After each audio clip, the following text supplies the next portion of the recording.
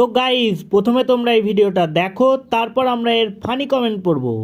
আর কখনটা কত ভাবলে মন ভাবি ঘন্টা আজ নেচে যা ওরে বেঁচে যা কাল কি হবে তা ভুলে যা আজ নেচে যা ওরে বেঁচে যা।